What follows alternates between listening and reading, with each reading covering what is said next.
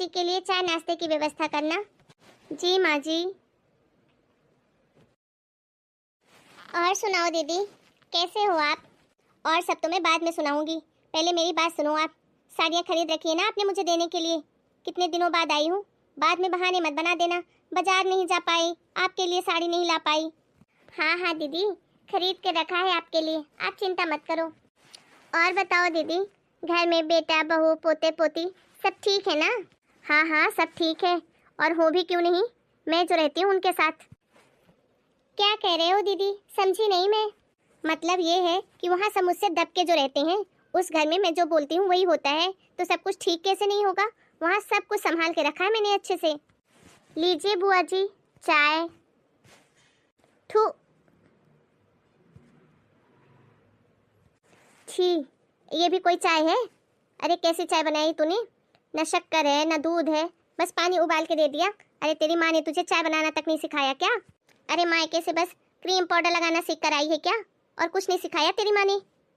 ओ जी जी, पर दीदी बहू तो चाय अच्छी बनाती है, हम तो रोज ही इसके हाथ की चाय पीते हैं। पर फिर भी अगर आपको पसंद नहीं आई हो तो मैं दूसरी बनवा देती हूँ। दूसरी चाय तो बनानी ही पड़ेगी, ऐसी चाय तो मैं हाथ भी ना लगाऊं। बहू साइड हो, क्या सर पे खड़ी रहेगी? अरे भाभी, पहले अपनी बहू को कुछ लक्षण सिखा दे घर गृहस्थी के। पहले मेरी बहू भी ऐसे ही चाय बनाती थी, कुछ कोई पीता ही नहीं था उसके हाथ की चाय, ना दूध का पता ना शक्कर का पता। लेकिन मैंने बोल बोल के उसको टोक टोक के सही ठिकाने लगा दिया है। अब तो पड़ोसी भी बोलते हैं कि वाह क्या चाय बनाती है तेरी बहू। बहू जा बेटा, तू दूसरी चाय बना ले और ये कप ले जा बुआ जी से। ले पकड़ अपनी चाय, और इस बार जरा ढंग से बनाना। ओम नमः शिवाय, ओम नमः शिवाय, हरे हरे भोले नमः शिवाय। दिगंबराय च दिगंबराय, हर हर भोले नमः शिवाय। दिगंबराय च दिगंबराय, हर हर भोले नमः शिवाय।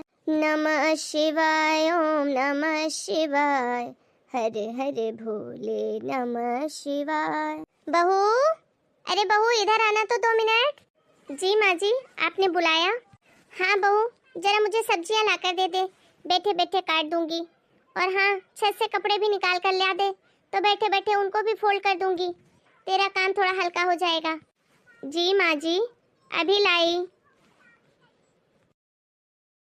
अरे भाभी, ये क्या जिंदगी भर काम ही करती रहोगी क्या? अब तो बहू आ गई है, अब तो आराम कर लो। और ये बहुओं के काम है, करेगी अपने आप क्यों करती हो? अरे जीजी, बहू ही तो करती है, और ये तो बैठे बैठे का काम है।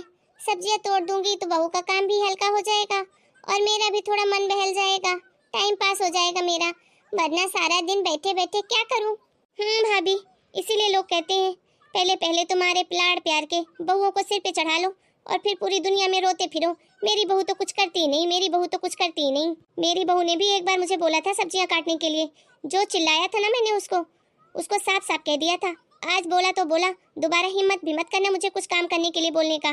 जब मैं बहू थी तब अपना सारा काम मैं खुद ही करती थी, अब तुम बहू बनकर आई हो तो अपना काम अपनी गृहस्थी खुद ही संभालो। वो दिन है और आज का दिन जो बहू के मुंह से चू नहीं निकलती, चाहे कैसे भी करे, रो के करे, गा के करे, करेगी तो सही। ठीक है जीजी, आपको ये सही लगता है तो आप ये करते हो, और मुझे जो सही लगता है वो मैं करती हूँ, अपनी अपनी तो सोच है। अरे बहू, कैसा खाना बनाया है? अरे जिंदा रखने के लिए खिलाती है कि मारने के लिए? पता है भाभी, मेरी बहू भी पहले ऐसे ही खाना बनाती थी। एक दिन तो मुझे आया गुस्सा, और मैंने उसको अनगिनत चाटे मारे जब तक कि वो नीचे गिर नहीं गई। तब आई जाके उसकी अकल ठिकाने, और अब देखो वो दिन है और आज का दिन। ऐसे खाना बनाती है कि पड़ोसी भी उंगली चाटते रह जाएं। आप भी जरा बहू को कंट्रोल करके रखा करो, नहीं तो ये सर पे चढ़ेगी और कोई बात भी नहीं सुनेगी आपकी। वाह रे भगवान, क्या मुसीबत गले पड़ी है। भाभी, कुछ कहा आपने? नहीं तो जीजी, कुछ भी तो नहीं कहा। अरे बहू, सुनाई नहीं दे रहा क्या? मेरा फोन बज रहा है। पक्का मेरी बहू का ही फोन होगा। पता है भाभी आपको, मुझसे पूछे बिना वो एक काम नहीं करती है। मैं जब बोलती हूँ उठ तो उठ जाती है, जब बोलती हूँ बैठ तो बैठ जाती है। पूरा कंट्रोल कर रखा है मैंने अपनी बहू को। अच्छा बहू, तू ही बात कर ले, क्या बोल रही है मेरी बहू? मेरे हाथ गंदे हैं, जरा मोबाइल खराब हो जाएगा। हेलो जी, जी जी जी प्रणाम। बुआ जी खाना खा रही हैं। अच्छा, क्या? ये क्या बोल रही हैं आप? हाँ हाँ, ठीक है, मैं बोल देती हूँ। बुआ जी। अरे क्या हुआ? क्या बोला तेरी जेठानी ने? ऐसे मुंह फाड़ के क्यों खड़ी है? बुआ जी, जेठानी जी बोल रही थी कि मेरी सास को बोल देना कि कल सुबह मुझे यहाँ घर में दिखनी चाहिए।